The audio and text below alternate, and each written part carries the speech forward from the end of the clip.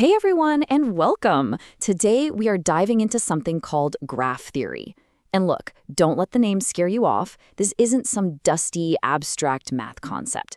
It's like the secret language that explains how everything is connected, from your social media feed to planning a super complex project. All right, let's get into it. So let's start with a puzzle, a real-world one. Picture a startup, and they're moving into a brand new office space that is totally empty. They've got a whole list of things to do, but they have to do them in the right order. Otherwise, it's going to be total chaos. So here are the major tasks they need to tackle.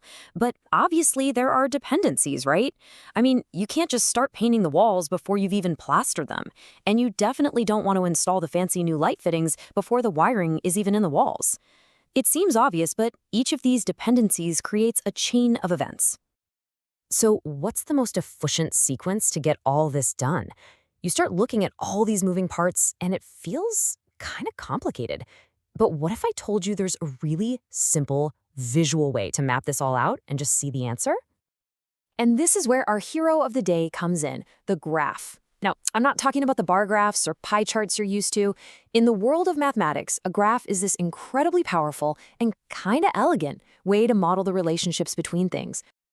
This entire way of thinking, using pure logic to solve puzzles about connections, it was really pioneered by this brilliant mathematician from the 18th century named Leonhard Euler. He basically laid the foundation for all the amazing tools we're about to explore. So, what exactly is a graph? Well, it is deceptively simple. All it is a collection of dots and the lines that connect them. Seriously, that's it. But this simple little structure is the key to unlocking some massive complexity. Okay, so the dots. Those are called vertices. Sometimes people call them nodes, but it's the same thing. Each vertex just represents one of the objects we're thinking about. So back in our startup office, each individual task, plastering, painting, wiring, each one gets to be its own vertex. And the lines that connect the dots? We call those edges. An edge is what represents the relationship between two vertices. So if we draw an edge from the plastering vertex to the painting vertex, that line visually tells us that plastering must come before painting. The connection itself holds all the crucial information. But look, a simple collection of dots and lines, that's just the beginning. That's level 1. We can make our graph way, way smarter by adding more layers of information to it. And a really key piece of information is direction. An edge can be like a two-way street. Think about being friends with someone on social media. If you're friends with them, they're friends with you. That's an undirected graph. But for our startups tasks, it's a one-way street for sure. You need an arrow showing the specific order. That creates what we call a directed graph. Our startup problem actually creates a special kind of directed graph called a directed acyclic graph, or just a DAG for short. Now, acyclic is just a fancy word that means no loops. You can't start at one task, follow the dependency arrows, and somehow end up back where you started. That'd be like saying you need to plaster before you paint, but you also need to paint before you plaster. It's impossible, right? DAGs are perfect for modeling any process that has a clear start and a clear end. Okay, so we figured out the correct order of tasks. That's great, but what if each task takes a different amount of time? Or think about a map. It's not enough to know which cities are connected. You want to know the distance between them so you can find the shortest route. Well, we can add that data to our graph too. We do it by giving a weight, or a cost, to each edge. This weight could be time, it could be distance, it could be money, literally any value.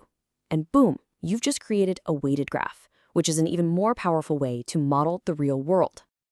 And once you have a weighted graph, you can ask one of the most famous, most useful questions in all of computer science. What is the absolute shortest path from a starting point to a destination? The classic, totally elegant solution to this problem is called Dijkstra's algorithm. And I'm not exaggerating when I say this algorithm is basically your GPS's best friend.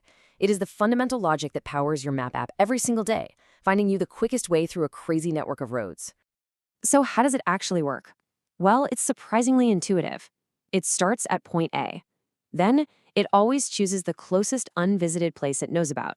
From that new spot, it looks at its neighbors and asks, "Hey, did I just find a new, faster way to get to you?"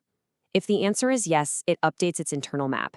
It just repeats this process, always expanding from the closest next step. And by being so careful and methodical, it guarantees it finds the absolute best route every time. So, as you can probably guess, this isn't just about scheduling tasks or finding the fastest way to the store. Graph theory is this fundamental invisible framework that powers so much of our modern world. Just think about your favorite social media site. You know when it suggests you might know someone and it shows you your mutual friends? How does it actually figure that out? Well, it's a perfect graph problem. You are a vertex, all your friends are vertices, and the friendships themselves are the edges connecting you. The platform is just looking for a path of 2 steps, from you to your friend and then to their friend. That's all mutual friends is. It's just pathfinding on a massive graph. Or how about this one? How does a huge university schedule thousands of classes with hundreds of professors and classrooms and make sure there are no conflicts? It's a gigantic logistical nightmare. They use a really clever technique called graph coloring. Every single class is a vertex. If any 2 classes conflict, say they're taught by the same professor, an edge is drawn between them. The goal then is to assign a color, which really just means a time slot, to every single vertex. But there's one simple rule. No 2 vertices connected by an edge can have the same color. It's an amazing solution to a huge puzzle. Okay, let's get a bit more serious.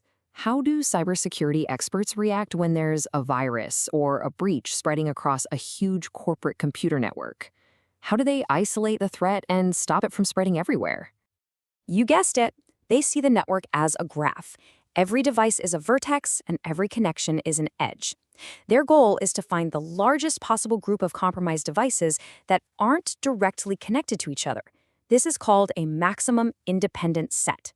By identifying this group, they can strategically isolate all of them at once, containing the breach with minimal disruption to the rest of the network. So, you see, it's everywhere. From the internet itself to the supply chains that bring you food, to the way ideas spread online.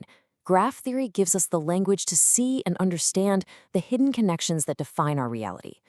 The real question to leave you with isn't if you use graphs, but what other invisible networks are shaping your world right now?